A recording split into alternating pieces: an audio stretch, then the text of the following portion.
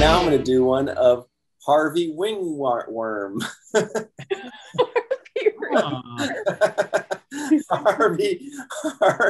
Harvey Ringtill.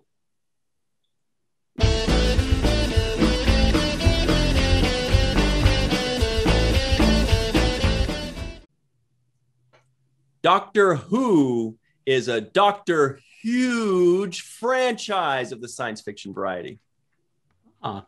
Doctor Who from 1963 was pretty revolutionary for its time, I think. Doctor Who carries on a huge legacy of adventure. Ooh. Yeah, sure hey, does, everybody. Yeah. Welcome to Fallingtower's Watch the First podcast in which we watch the first episode of a series so that you don't have to thank us later. Yeah. Superstar, guitarist, vocalist, Kidney Foundation, front runner, champion, Michael Kenyon Rosenberg. It says donate life. Yeah. Oh, that's a good one. We're also joined by a very special guest, actress and stuff maker, Melissa Longo. Yes. Hello. My name's Ryan T. Husk. I need to plan ahead. To Lily. Every time we do that little intro, I always wonder, am I going to step over the words where it's like the podcast in which we watch the first podcast or series? See, I did it just now. So yeah. That's fine if you do that, then I think. Yeah. So we're doing a review of Doctor Who's first episode ever. 1963 was like November something of 1963, called An Unearthly Child. How you guys doing? I'm pretty good. All right. How are you? Nobody ever asks you how you're doing. Yeah, how are you doing? It's wise not to ask. Oh. Well, I guess I'm an idiot then, because I just asked. So there you go. So the first thing we like to do on this show is also my personal favorite. I think it's one of Mike's favorites. I don't know if it is his favorite. We like to predict things. Mike and I have known each other for well over 20 years, Earth years. And we like to predict if the other guy liked it or how much or what they thought. We're pretty good at it. I think we're pretty good. I think Mike likes to watch things and go, oh, Ryan's going to hate this. Like, he loves that. That's his favorite game. I do like that game. That is pretty fun, actually. So the first thing is, Mike, is this your favorite game that we play on this show or not? It's a fun one. I don't know if it's my favorite, but it is a fun. So everybody that's watched in the live chat or in the comments below, let us know your predictions. Do you think I liked it, Mike liked it, and Melissa liked it? Make your predictions. Michael, I'm going to predict. Oh, is this even a prediction? I know that you love Doctor Whom. By the way, I call it Doctor Whom, and everybody at home can call it Doctor Whom. I know that you love it. Now, this was just because you love a franchise doesn't mean that you like the first episode necessarily. I think you are going to grade it on a curve and say for its time, for November of 1963, it was very good. You're going to give it very high marks, like 8-ish. Melissa, Melissa's going to not like it very much. She's going to give it somewhere in the 3 to 4 realm. She's going to say that it was okay and she wanted to like it, but it was kind of boring. What do you think, Michael? I think that Ryan, if I didn't say this, I think that Ryan would use the term that this show took a shit in his mouth and he did not like it. Actually, he hated it. And it was everything that he could do to get through the half hour of this show of Doctor Whom, as he calls it. 23 minutes. He was counting every second, I'm sure, to make sure to say, dang, is this thing over yet? Melissa, it's my poker face right here. Melissa, I'm gonna say that I think that you like Doctor Who, the newer series, And so I think you were intrigued to watch this one, but I think that you also can see how slow it was for its time. You have any predictions about us? I'm so bad at these predictions. But you don't have to predict. You can predict what Mochi thought of it. You get to predict. Mochi could care less. But I think Michael probably liked it. Enjoyed it for its, for what it was of its time. Ryan's a tough one to predict because he's notorious for disliking everything. Yeah, so if you ever have to think about what Ryan is going to think about something, just err to the side of not liking negativity. So, but I don't know. He might surprise us. Yeah. I'm open to surprises. Okay. So we hope everybody put their tallies in. What people like, don't listen to them, guys. Make up your own minds. Maybe Mike liked it. Maybe he didn't. Maybe Melissa loved it and Mochi hated it. Maybe I hated it. What's maybe this you thing loved about? it. Yeah, maybe. What's this thing about, by the way? The adventures in time and space of the Doctor, a Time Lord who changes appearance and personality by regenerating when near death, and is joined by companions in battles against aliens and other megalomaniacs. In this episode, school teachers Ian Chesterton and Barbara Wright follow mysterious pupil Susan Foreman to her home, a police box in a junkyard, and meet her grandfather, the Doctor.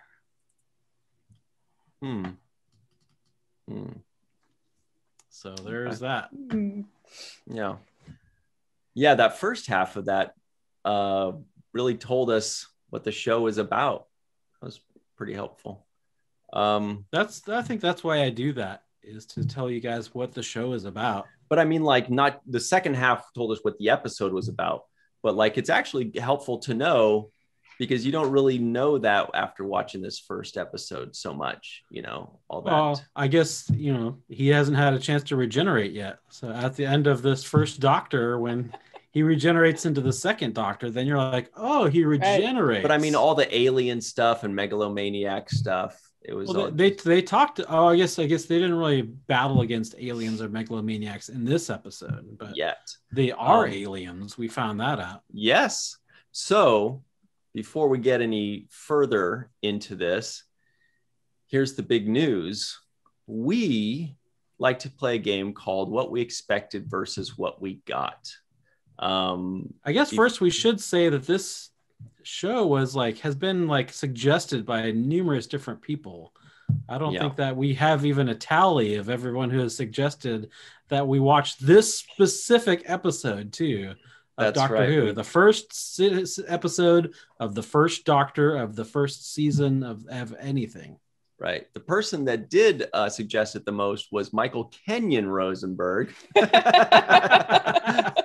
But yes, so many other people did it that, and I tried to pretend. The only other one that ranks as high as this, I think, as far as suggestions, is My Little Pony. And we were just about to do My Little Pony, but then Doctor Whom won out. Otherwise, dang it, maybe next week. Man. Anyway, so yeah, What We Expected versus What We Got. Before you watch this, I don't know if you'd ever seen this first episode before. My guess is yes, but before you ever watched it, what did you expect, Michael? I have seen this first episode before, so I was expecting to watch an episode of a show that I had watched before. I was expecting that it was going to be in black and white, and I was expecting that Ryan was going to hate it. So that's... Wow. Melissa, what did you expect before you watched it? I'm guessing you had never seen it. I had never seen the first episode of Doctor Who. I wasn't expecting a whole lot. I mean, I spent a good chunk of my childhood in the UK, so I was brought up a little bit on Doctor Who, but UK. Yeah.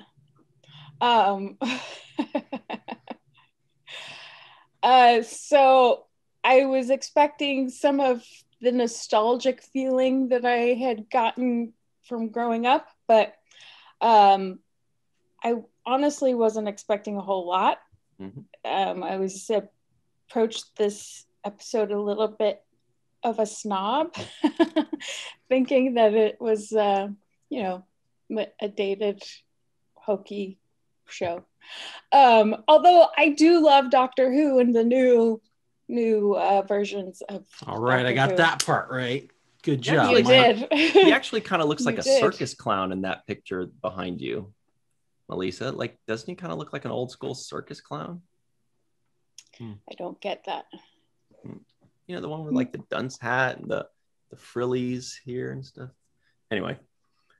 What did you expect yeah. is what I want to know. I'm sure you expected to hate it. I expected exactly what you expected me to feel, which was I expected that I was going to watch something that I'm going to hate.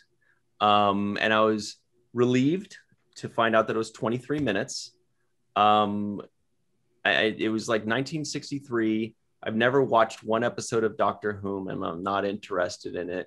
And it seems like everybody that dresses up in Doctor Who all over at conventions always make me go like, I always go like, ew, what is that Doctor Who stuff? I'm like all snotty about it. I'm like, ew, you're at a Star Trek convention. Why are you wearing a scarf or whatever, you know, and like a hat? And it just it's confusing, you know? But Doctor Who fans are very rabid, you know, about their fandom, but polite. They're good about it, you know? I think Doctor Who fans are solid fans in that they don't get in your face as much as Star Trek fans do. But anyway, the point is I expected not to like it, but I thought there was a possibility there would be something interesting to it because something had to be good about it for people to watch it. Of course, it's entirely possible that it just sucked for a season or two, like a lot of sci-fi things do, and then it just got better as time goes on. But that's what I expected. Michael Kenyon Rosenberg, what did you actually get? Well, it was interesting watching this again. So I do like Doctor Who. I wouldn't say that I'm in love with Doctor Who. Like, you know, I would let him like wine me and dine me and take me out on a date or something like that. But I don't know if I'd give it up. But yeah, I do like Doctor Who. He's cute. And I remember when I was really into Doctor Who, obviously the new series, I was watching the whole new series. I've seen everything of the new series up to and including like the first 1 or 2 seasons of Peter Capaldi. But I kind of dropped off after that and I have not really picked it back up. We kind of like, when we moved up to Oregon, we got rid of our cable, and so I haven't really had any opportunities to watch Doctor Who, and I wasn't really like itching for it or anything like that. But when I was super into Doctor Who, I did go back and watch this first episode with the intention of trying to watch them all, and so the first episode is actually part of like, I think it's like a 6-episode like mini series. Wow. Like I think like all the older episodes, they're kind of like they're like mini series of so there's like this one, and then there's like the next one is like another mini series. So this is like the first episode of this first mini series of Doctor Who, titled An Unearthly Child. And actually this first episode is titled An Unearthly Child, An Unearthly Child. Yeah, that was so the mini series itself is called An Unearthly Child, and then that first. Okay, so it's kind of like when we watched the first G.I. Joe. I think it was G.I. Joe, where it was like a 5-episode block and then another 5-episode block. Right. Okay. Yeah, exactly. And so I had watched this whole, I think it was a 6-episode block. I like this was back when you had to like get DVDs from Netflix to watch certain shows. And so I had gotten the DVDs and I watched like this whole first episode block. And, it was all right. But I think rewatching it this time, it was more interesting to me because I could like see some different things that I hadn't really noticed the first time. First of all, you've got these two school teachers that are super nosy into their students' life. Like, what's going on with that? But what I got was, it's like, really, I thought it was just like you had guessed. I thought that for its time, it was very inventive science fiction. And, obviously I'm not like a science fiction scholar. I like science fiction, but I wouldn't say that I know everything about it. But to me, it seems like this was probably pretty revolutionary for its time. So. Right. Melissa, what did you get when you watched this for the first time? I got a pleasant surprise. I got a trip back into the past and a look at what life might have been like in London in 1963, which is fascinating to me. And I got an intelligent story, which I wasn't expecting. So I was actually very pleasantly surprised. Where did you live when you were in the UK growing up? On different military bases, Saxmundham, Bentwater, Lakenheath, Mildenhall. That's what you get for asking, Mike. A bunch of words that make no sense to us. Yeah. Went to a school called Beckrow. Ah. So who is your first doctor that you can remember? The guy with the fro and the scarf. Tom Baker. Yeah. He's pretty much like the standard. I mean, I think he was the doctor for the longest period of time. And so for a lot of people, myself included, when you think back to your childhood, wasn't he number 4? He was 4. And you're like flipping through PBS and you see Doctor Who come on. He's who you think of as Doctor Who. Yeah. Not this guy. What's this guy's name? William Hartnell. Oh, so there is a William in there. Yeah. Okay. Well, that's cool. Well, I'll tell you what I got. Something that shit in your mouth. I mean, it was short. Like, yeah, I didn't even farted on your teeth then. So. I got a show that like made me feel like I wasn't watching something very good.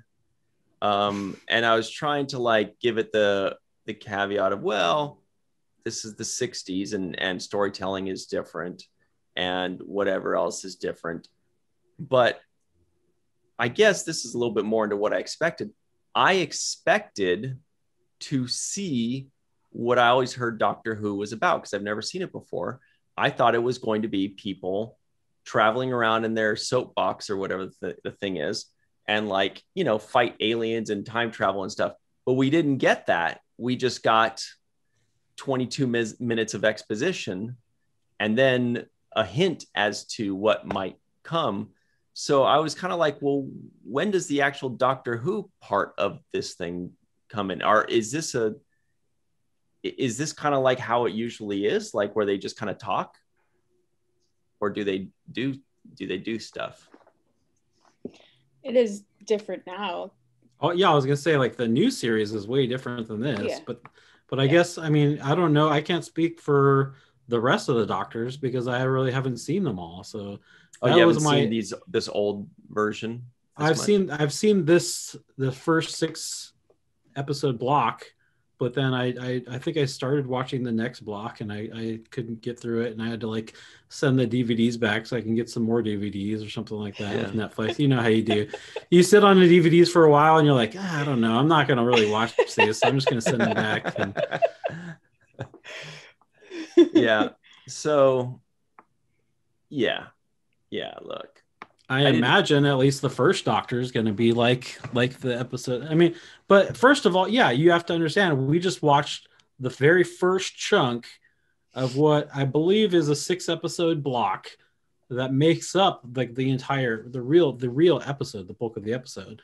And so yeah, storytelling was obviously a lot slower back then, but they did introduce us to a lot of concepts. They introduced us to the concept that they're aliens, that they have a spaceship that's bigger on the inside, that they can travel through time and space, that they kidnap people.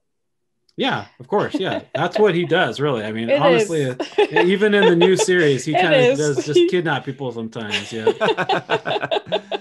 Charming. Yeah. Well, okay.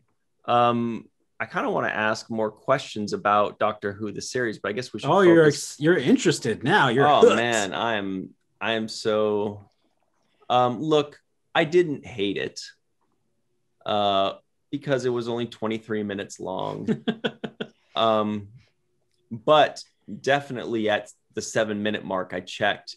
It's like, how much more is there? And I was like, it's only been 7 minutes. But look, one of the worst things you can do is in screenwriting is two people talking about a third person.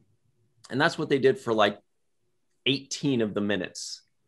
But obviously we're learning screenwriting rules that who knows when they popped up in the 80s and the 70s and the 90s. I don't know. So you try not to judge, old things, but it's kind of boring. Well, yeah, back then they're just all figuring this stuff out. I mean, right. TV was a relatively new medium. It was still in black and white, and like they didn't have decades of people with prior experience to figure all this stuff out for them. They were the ones on the final frontier of TV, figuring this stuff out for themselves. And they're just coming off of radio and listening to stories on radio where they're used to exposition. So they're used to listening to people tell them the stories and what have you. So. Excellent point. My favorite part was when the junkyard was really just someone's den. I was like a junk room. It was like it just looked like it looked like a room or a big room. Like a pretty cool junkyard. There's like a police box. There's like stairs, old picture frames. There's like mannequins. Like, yeah, I was thinking that. I was like, I actually rewound it to be like, I thought they said junkyard. Did I mishear it? And I went back. I'm like, no, they said this is a junkyard, but it just seemed like a cool props people room. In the 60s had people in the 60s had a lot cooler junk than we did. They're just like, let's just throw this stuff away. This is true. And they apparently had junkyards just in between two apartment buildings. Yeah. Yeah, that's how they did. Well, can you verify this for us, Melissa, in the UK? Maybe it's a British thing. Well, so a lot of the boarded up places were between the buildings is where some of them have been bombed from the wars. So, yeah, there would be empty lots between that were boarded up, so it would be a junkyard. Excellent point. Yeah, we didn't get bombed during the war in the United States. We're continental. Yeah. Well, okay. So, boy, I mean, there's a lot to discuss on this episode. Well, I'm out of things. I mean, there was nothing really. There was very little that happened. It was more almost like a Twilight Zone episode that was cut in half, where there was just like they talk about a mystery, they talk about a mystery, they talk about a mystery, and then the mystery is solved, kind of. It's like, oh, but then a bigger mystery becomes from that. So exactly. Let's kind of go through it. So they're talking about this girl, Susan Foreman. So first of all, as far as I know, this is the only mention in Doctor Who of the Doctor's granddaughter. There is an episode in the newer Doctor Who with David Tennant called The Doctor's Daughter, but I don't remember. Do you remember that one, Melissa? I don't. Oh, Melissa.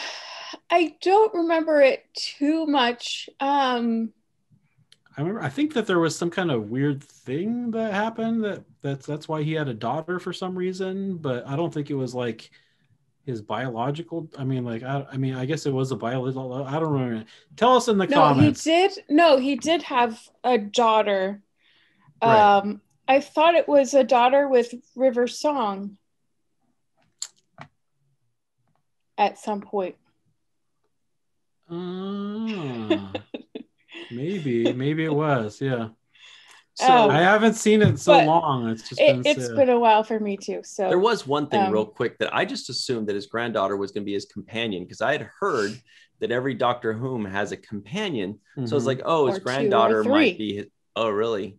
Mm-hmm. Yeah. So there's oftentimes more than one. Oh, so are those all going to be his companions now?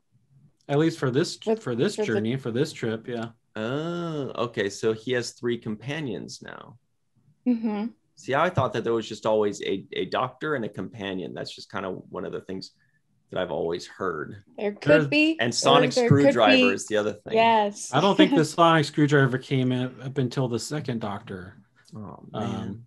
The 3rd Doctor definitely had one, and the 4th Doctor and so on. They all had sonic screwdrivers, but I don't think it arrived until the 2nd Doctor. So. I'm just going off of hearsay because I haven't seen any of this, but I heard some of this stuff when I was into Doctor Who. You hear things, you know how it goes. You hear things and people tell you things and you don't know what to believe. I know I've heard a ton of stuff. I've never watched it. I know about the companions. I know they go through timey-wimey. I know there's Daleks. I know TARDIS. I know Tom Baker is the 4th guy. I know what he looks like. You know, if you're around fandom enough, people talk. Believe me, Doctor Who fans will talk. They're not shy about their Cybermen, the silence, sonic screwdriver, the weeping angels. Yeah, they're scary. Fun and scary.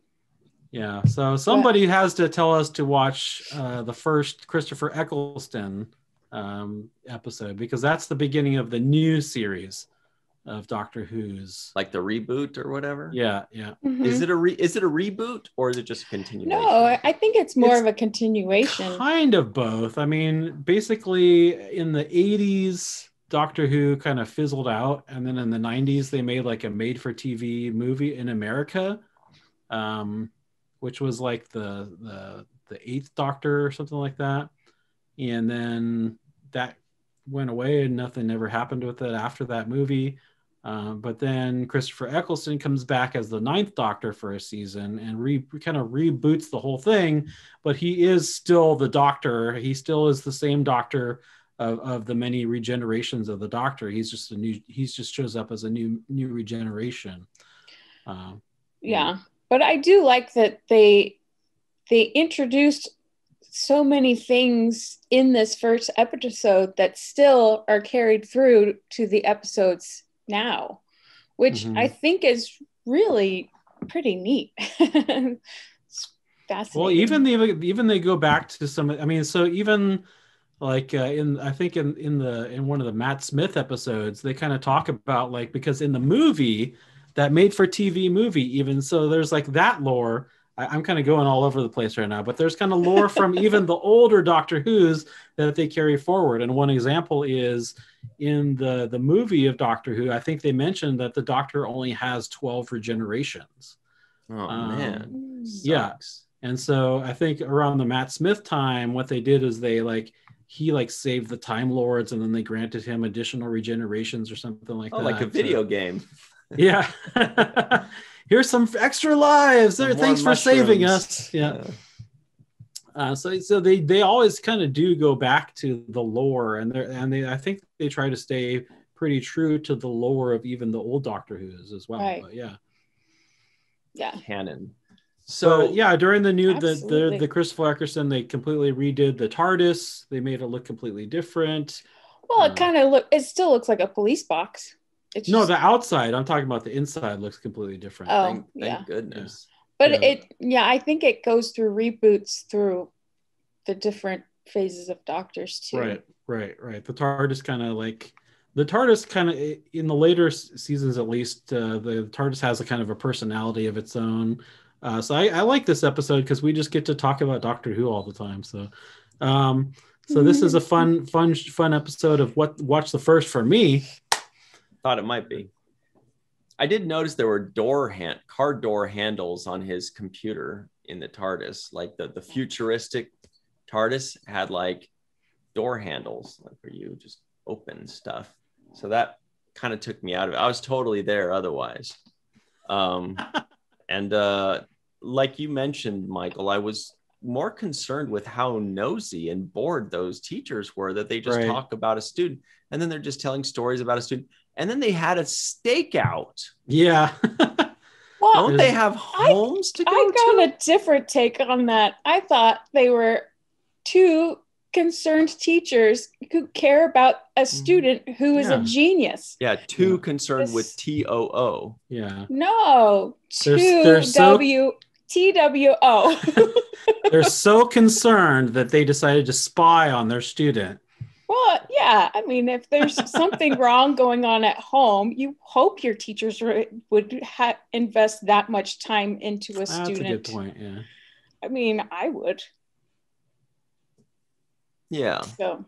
But I like that they painted the Susan Foreman character as this kind of eclectic, weird genius, and so she's a genius at some things, but then like simple things like counting money, like she doesn't get it. She's like, how many shillings are in a pound? Like, what the heck are you talking about? Well, like, and I also like the fact that this is 1963 and they made the genius a 15-year-old girl, right, and not a boy, which That's they could good. have definitely done. So I think it was revolutionary for its time, for that simple reason alone. But another great point. Yeah, Michael, you mentioned this Susan character as if you knew her well. It makes me wonder: is this a character we see? No, later that's what on? I'm saying. That's why I think this is the only mention of the doctor's granddaughter in the whole. I mean, maybe in the whole series, but as far as I know, so she doesn't like regenerate as like a wombat later. She probably does, but no, we don't see her. We do meet other Time Lords that regenerate. There's the Master who regenerates into the Mistress, and what kind of aliens are they? Time Lords. Time Lords. Okay. That's the alien name. They're Time Lords. Yeah, Ryan, duh. And they I could say it in Time Lordese, but you wouldn't even understand me. And they look like humans, huh? So, well, actually, humans are descended from Time Lords. So, oh boy, spoilers, huh? Mm-hmm. So that's what we're gonna do. They do have different anatomy. Oh, by the way, I noticed that 15-year-old girl was like 36. Anybody else notice that? Well, she was just short. They're like, she's short.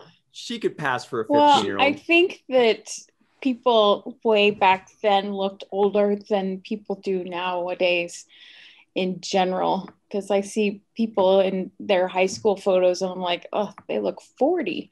So times were tough. She was an old 15, yes. Yeah. An old soul. But I also like that she couldn't think in 3 dimensions. She could only think in 5 dimensions.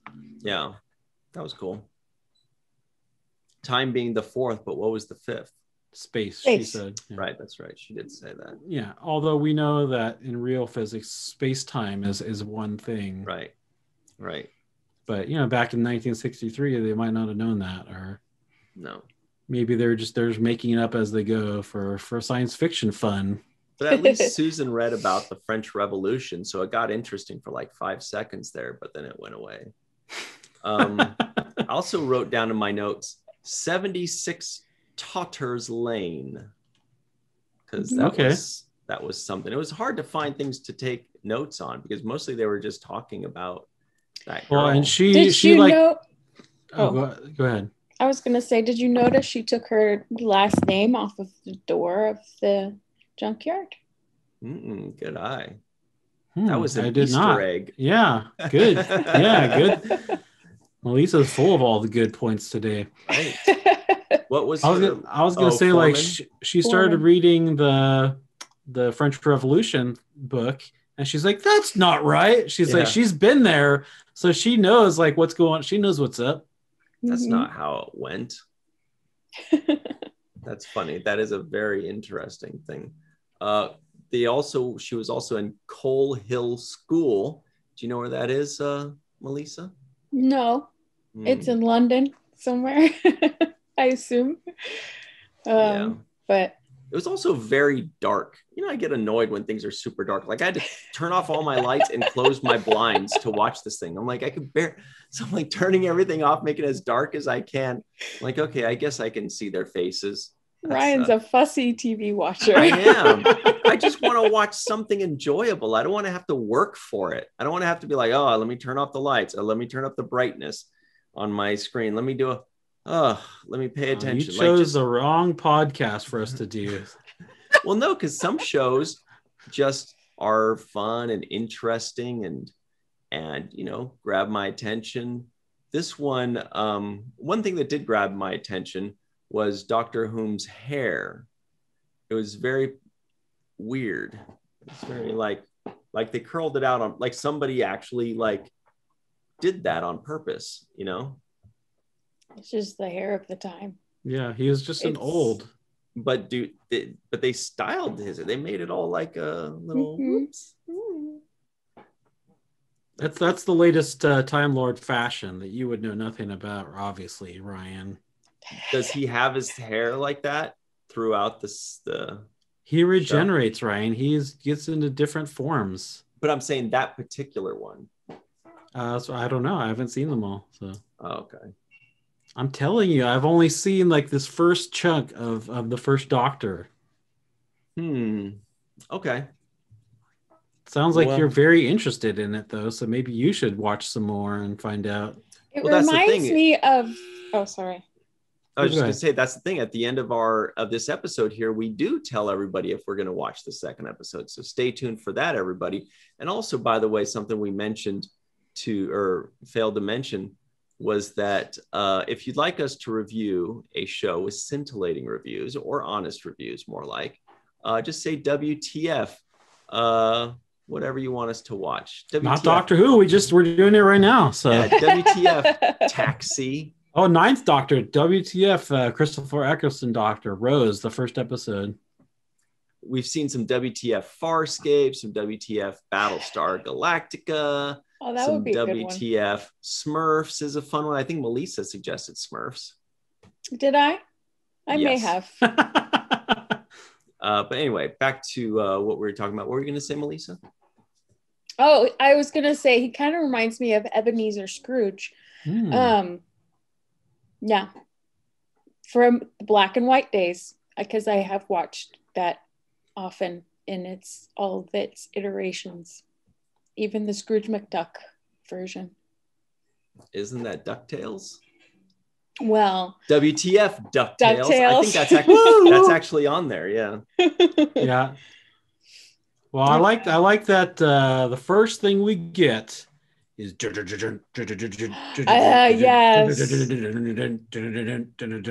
the classic Yes. Doctor Who theme that has been, they just. Obviously, it's the theme has changed, but they keep with the same. Yeah, but not a whole lot where it's unrecognizable. It's pretty true to the original opening song. Right. And you got the TARDIS. Yeah. They say the word TARDIS. They say what the word TARDIS means. Right. Yep. We got to find out what it actually means. I never knew. Well, yeah. But they that's part of the continuity of the show, too, because they tell you what it means more than once for people who have not seen the first episode. Yeah. Right. Most people. I will second it that I actually like the intro and theme song. That was the first note I put. I said, actually a pretty fun intro song and theme. So I actually enjoyed that because I was like, oh, I like the song. It's sassy. It's fun. I was like, all right, that's cool. And it was all downhill from there. And can I say that I really enjoyed the fact that when the male science teacher touches the TARDIS and he goes, "It's alive," and he's the one who refers to Frankenstein's line, it's alive. So yeah. Anyway, it was vibrating. He said, "Yeah." I thought he was going to say it's like warm or something, but vibrating is probably smarter. I walked all around it. Yes. Was that girl listening to a Walkman, by the way? What was up with that? Remember she was holding this thing, it was like a little portable radio. Yeah. How did they? I don't think they had those in the 60s. They did, is the thing, because we just saw it. Exactly. I guess so. And there she was listening to like surf rock. But did they really, or was that just like a super sciencey alien technology? I'm sure that they had them. Yeah, they liked music back in the 60s too, Ryan. Yeah, but these tiny little portable things with no wires and no cords, just like, there's batteries back then too. no, they didn't have batteries till like the 90s, probably. Somebody in the comments, tell us when they invented batteries. Look it up for us and prove Ryan wrong. It was way before the 90s. Yeah, I don't know. I'm unsure about that Walkman though. I'm still unsure about it because that was the 60s, dude. Well, it was just like a radio, like a portable radio. They had radios were gigantic back then. Well, there were. You're thinking about like the 50s and the 40s. This is the 60s, man. Yeah, Ryan. Way better. But it was like a little speaker that she was. Yeah. Okay. And she is otherworldly, so there is room for higher tech. Yeah, but then higher tech. The teachers would have come in and been like, "What is this amazing thing that you have?" This is very true. This is very true. Good point. I make good points too sometimes. It is a good point. So do you guys have any final good points to throw at us before we change the sub? I mean, for me, I like the Doctor's eclecticness. I think that's a trademark of like every Doctor, and I think they really show it. And I like that he's kind of a dick too. He's like, what do I have to explain it to you? I already tried to, and you don't even understand. You don't even care. So screw you guys. We're going to go to the future or the past or another world. Conan. Remember that? Yeah. The future. All the way to the year 2000. That's the one. Friend of friends. Hey, if there's multiple Doctor Who people, do they say like Doctors Who or Doctor Who's? Or Doctor Who guys, or Doctor Who he's people. Just the Doctor. He is the Doctor. But There's like when you're talking the about master, when you say, he is one of my favorite of the Doctor Who's Doctors. of the Doctors Who Doctors. Of the Doctors. Of the Doctors Who. Because he's often called the Doctor. So yeah, he's never referred to as Doctor Who. Because nobody knows his name. Yeah, except in they made some movies in like maybe the late 60s with Peter Cushing playing the Doctor.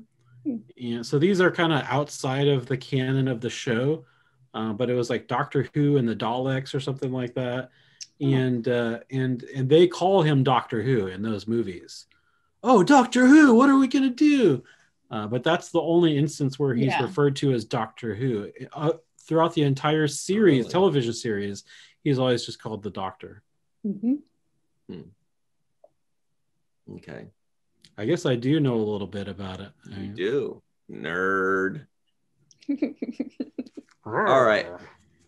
We're going to get a bunch of comments being like, people that like Doctor Who aren't nerds just because you're not smart enough to understand it.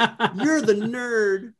Well, I'm a nerd and I'm proud of it. So whatever. Yeah, we're all nerds, and it's okay. So speaking Self of high nerds, five. Sorry. Speaking of nerds, Melissa. Yeah. Let's talk about you for a moment. How are you? I'm all right. So we've spoken with you before. We've covered some of your acting roles, lots of cool stuff. We've covered the website that you have, walkingartmadebymelissa.com, that people can find in the description box below. Let's talk about art in general. Since you create so many things, you're drawing, you're making stuff with your hands, where did all this come from? When did you start making stuff? Did you just start drawing, or were you knitting? Or were you making sandcastles? It's funny. Play-Doh?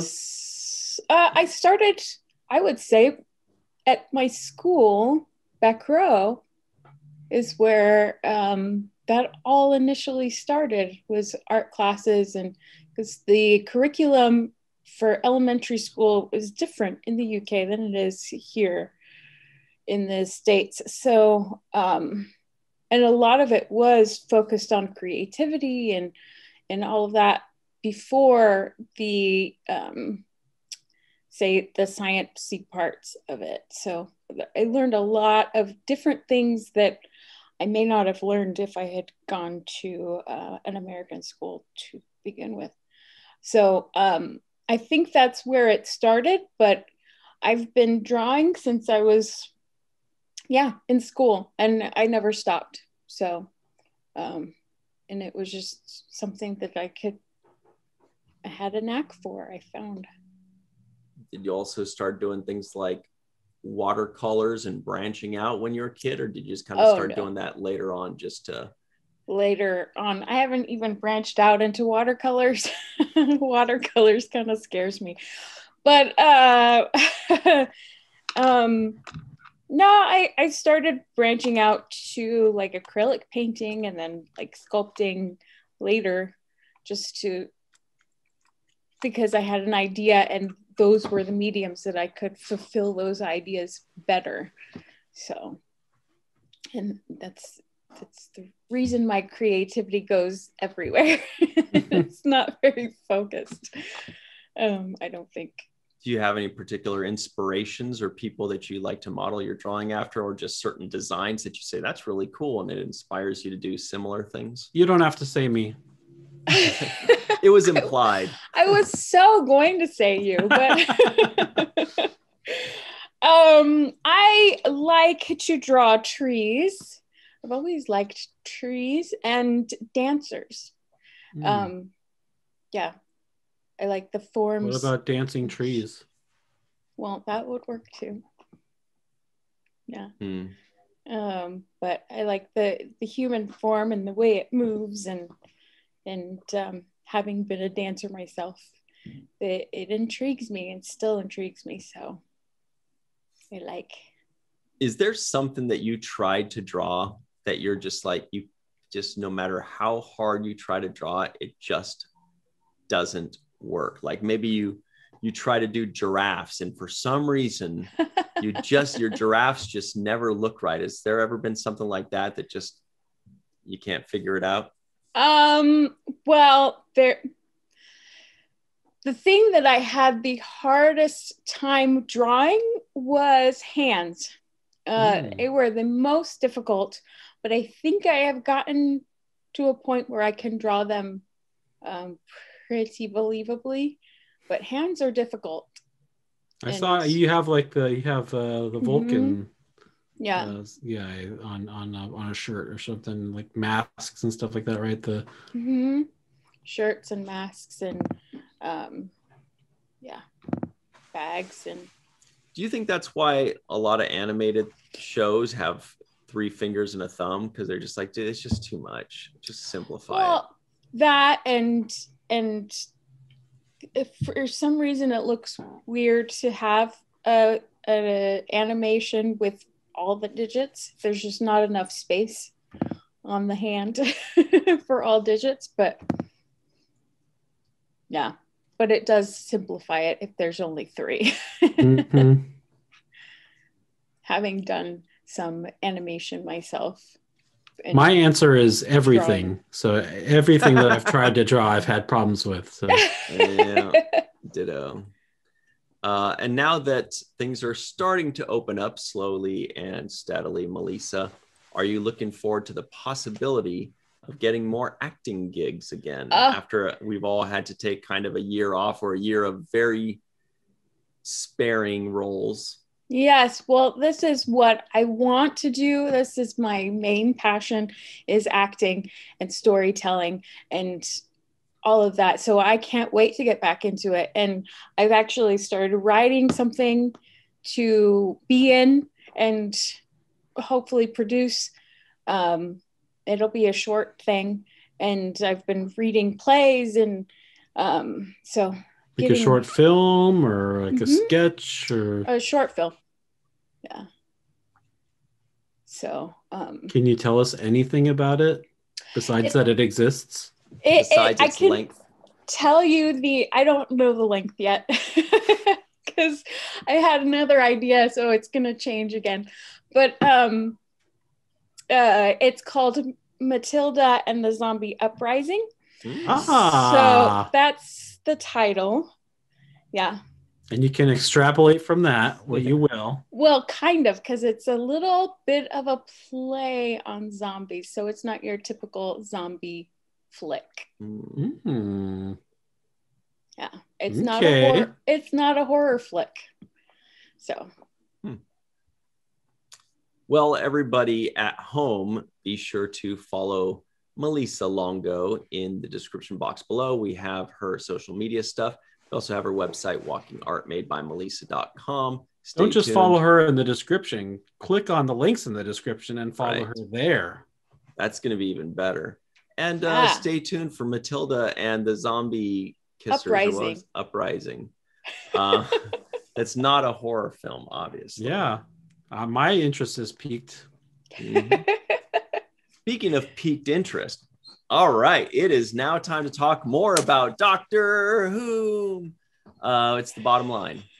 Melissa's signed a petition to get us to change it back to the Terrible Twos. Mike has signed it, but I have not signed off yet. So we're sticking with the bottom line for now. What are you waiting for, Ryan? Come on. Mike might get his wish. You guys might get your wish. I signed it. And I said, the bottom line, Michael. The bottom line. And then I underlined it 3 times with 3 bottom lines. Drive it home.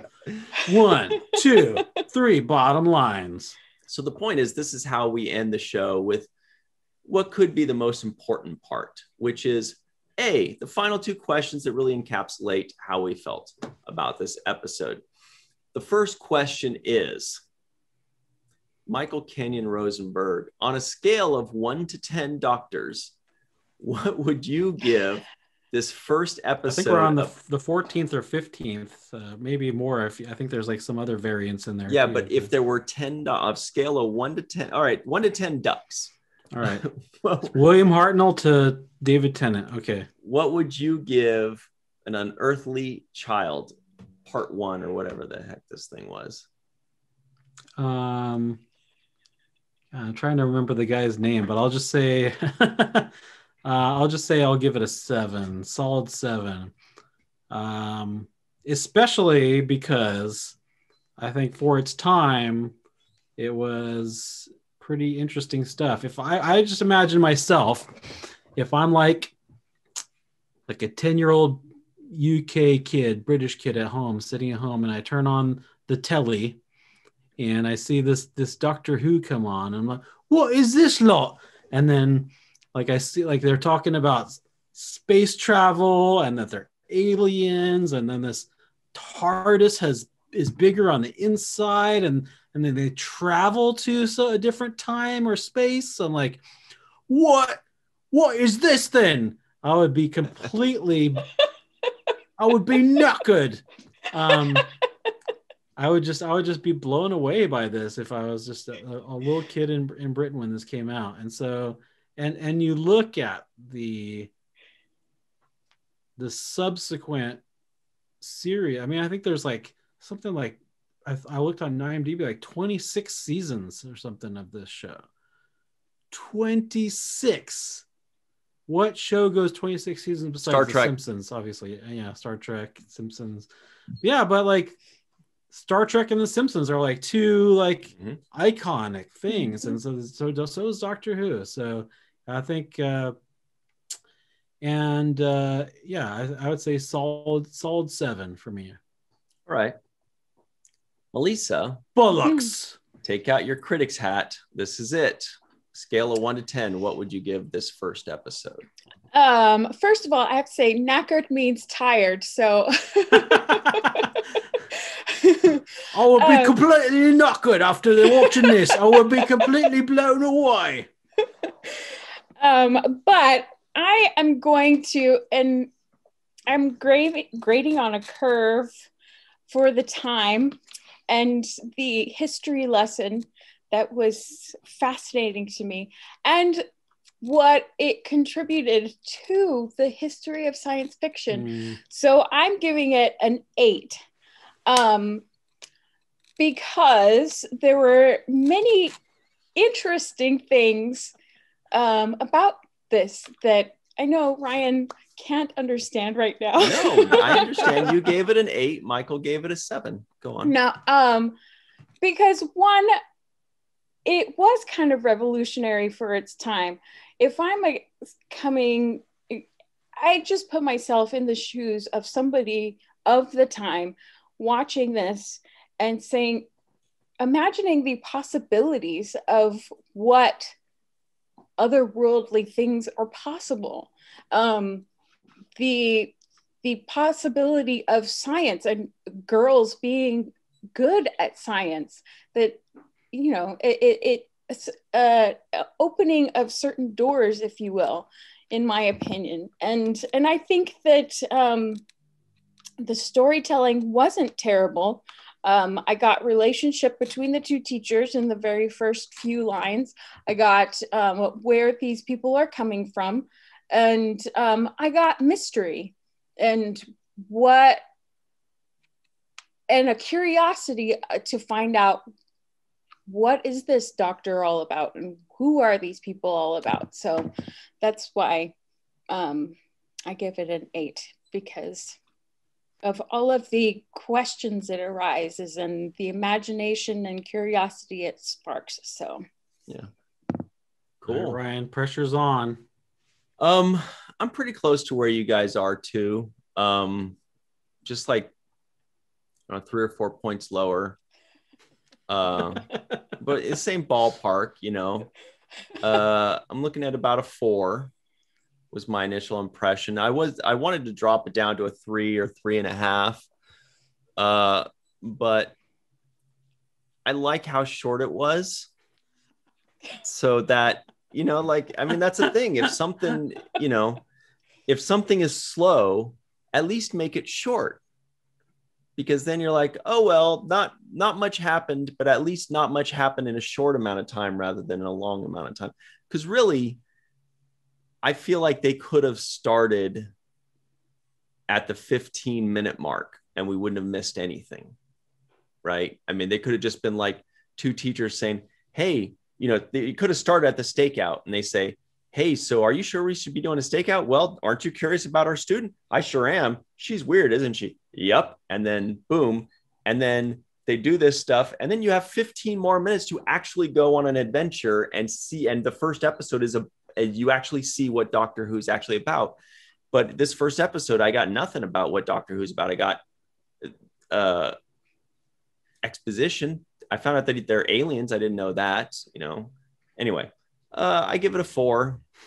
I didn't hate it.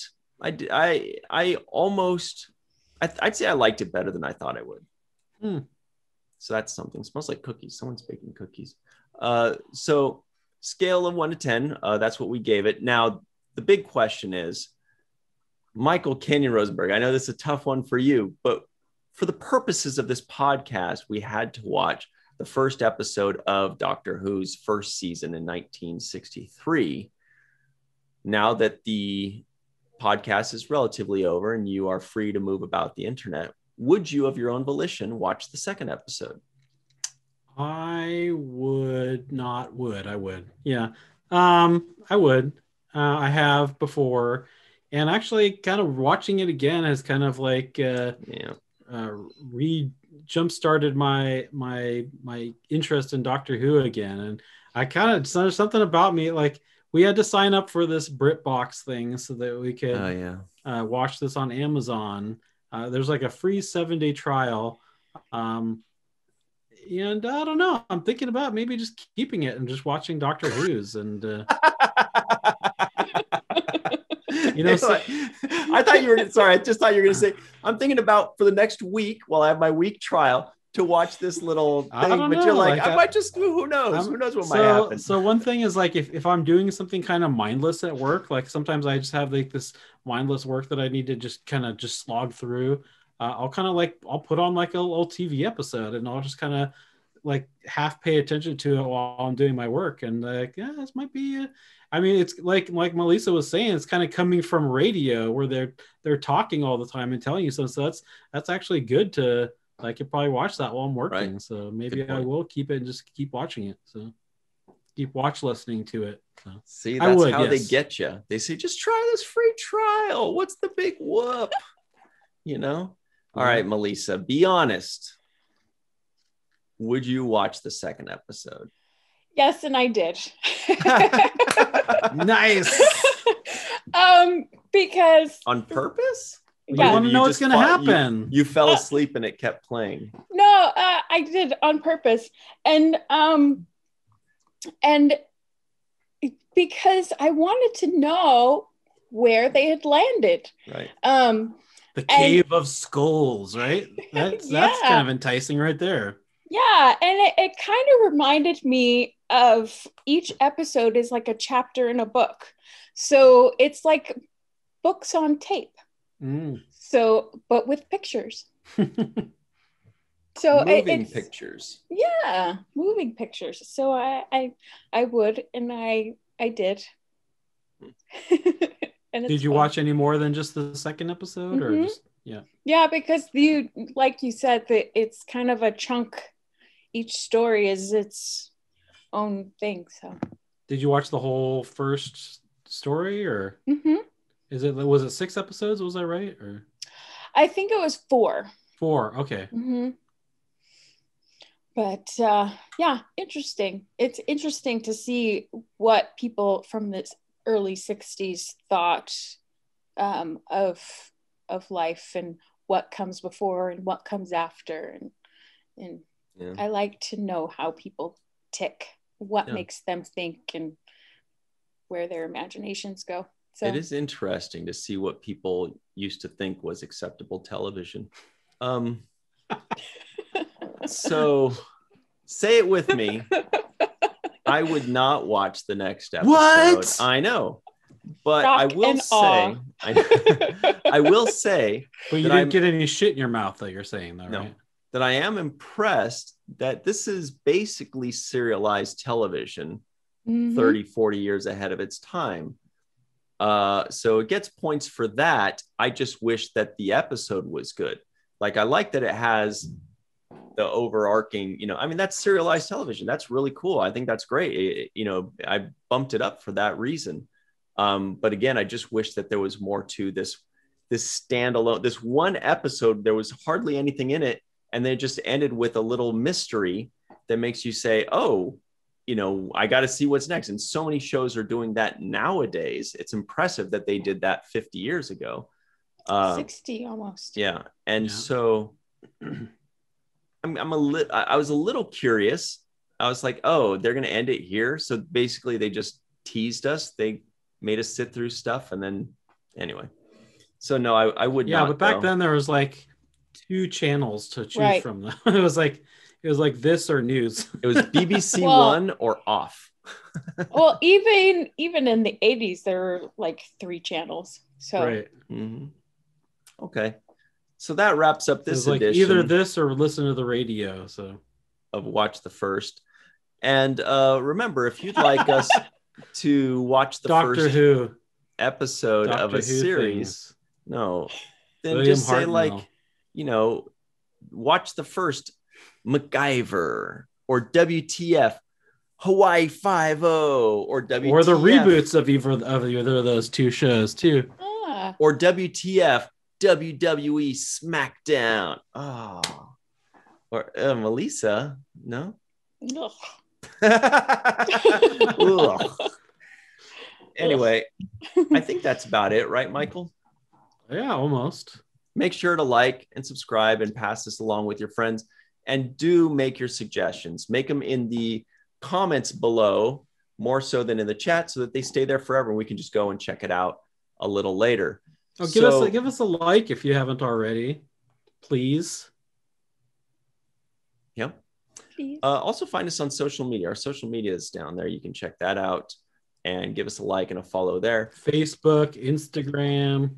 So what I'm trying Twitter. to say is that this podcast was, easy to get through. This podcast was mysterious. This podcast had some expectations met. Okay. Very good. So always remember, guys, to be our friends and make your suggestions. Give us your likes and your comments. And remember what Mr. Michael Kenyon Rosenberg always likes to say. Don't forget to register to be an organ donor. He does always say that. That's what I always say. That's my new thing that I always say. Yeah. It's a good one. See you next time.